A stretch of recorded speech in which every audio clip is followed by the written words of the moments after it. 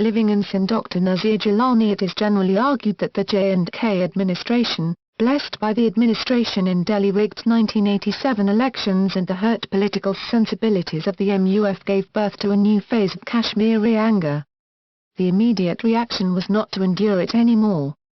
If true, it could be regarded as a plus in the Kashmiri character. But is it so that we were really a changed people at that point after elections in 1987, or that we trapped ourselves to play a non-Kashmiri agenda which is being rigorously disowned by its authors, and ever since have been going to extreme limits to cover our living in sin? Have we been sinning against the honor and dignity of the common man and woman, or doing our best to advocate their case which our people handed over to us in reference to India and Pakistan? It is an important question which continues to beg an answer.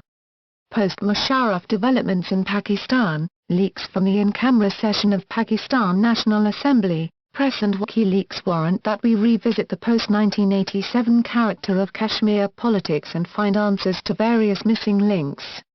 There are reasons to believe that our political sensibilities were hurt in 1987 and the anger was genuine. People of all kinds around the world come out in an organized manner to make their point. One such latest movement that has been occupying the streets of various important capitals are women who feel hurt on the comment of a police officer in Toronto who said that women should avoid dressing like sluts in order not to be victimized. The officer was later reprimanded and an apology was issued, but the comment gave birth to a new movement called Slut Walks movement. Protests known as slut walks have occurred around the world, with women of all walks of life gathering, many deliberately dressed in miniskirts and lingerie, to protest the statement and to reclaim the word as a source of pride rather than shame. The movement has travelled to London, and London would have a huge protest confidently named as Slut Walk by the aggrieved women. People of Kashmir, leaders are no exception, have been exposed to a similar offence, reality check, by the statement of Arab League ambassador to India, Ahmed Salim al-Wishi, who during his participation in a peace conference in Srinagar on May 16 said that the League of Arab States has no position on the specific question of Jammu and Kashmir. We are looking forward for peaceful coexistence and tolerance in the whole region. Arab League is an amalgam of 22 Arab countries. A nation of any modest sensibilities would have been on the streets of Srinagar, Muzaffarabad and Gilgit and in the important capitals of the world, and asking its leaders to explain the merits of their continued assurance to people that OIC, an amalgam of 57 Muslim countries, was backing the right of self-determination of the people of Kashmir, if 22 Arab states do not have any position on Kashmir. Arab League ambassador has further said that Jammu and Kashmir has passed through violent situation of confusion and hatred for the last 20 years. We hope that peace will prevail in the region. We should not fool ourselves that a reference to violent situation of confusion and hatred for the last 20 years could have any other meaning than the understanding of the ambassador and literal meaning of the two references. It does not accredit the substantive merits of post-1987 anger argued by our leaders as the genuine basis of our present political character. It goes without challenge that 22 Arab states from a total of 57 OIC countries do not agree with the character of last 20 years of Kashmiri struggle and as such don't have a position on Kashmir.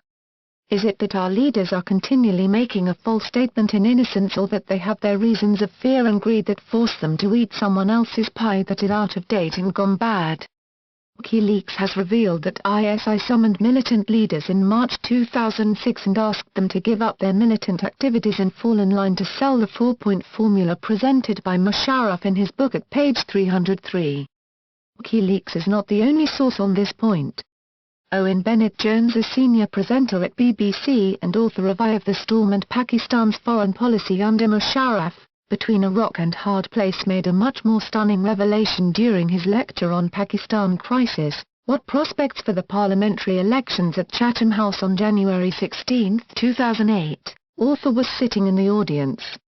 According to him, ISI had advised all militant leaders to get ready to settle down, get married and take up small business interests.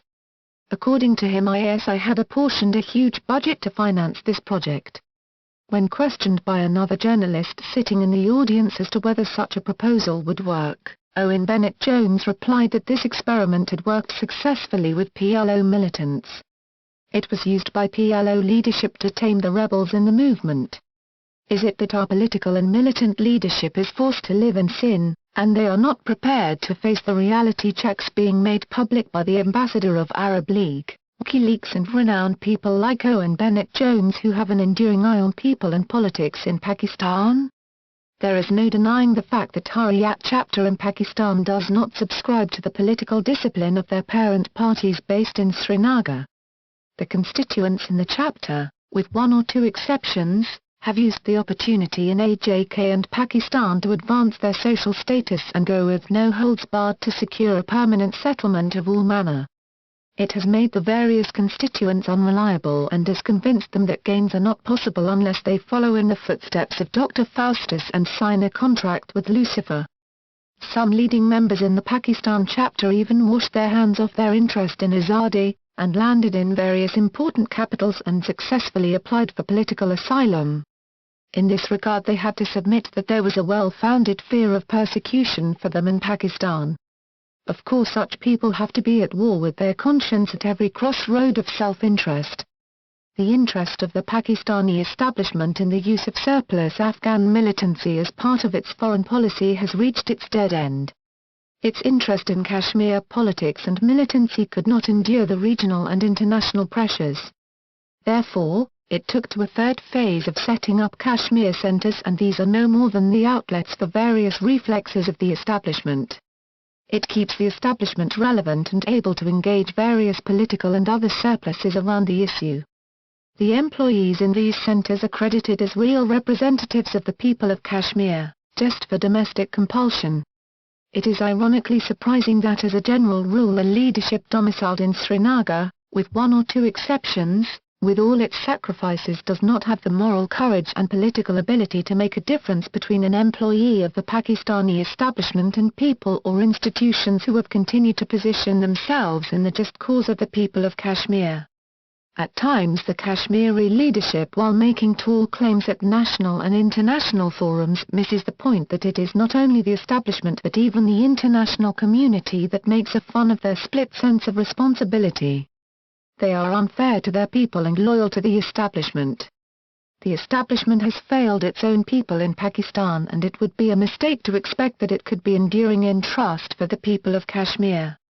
Author is London-based Secretary-General of JKCHR, NGO in special consultative status with the United Nations, and can be mailed at dr-nazirgilani@jkchr.com.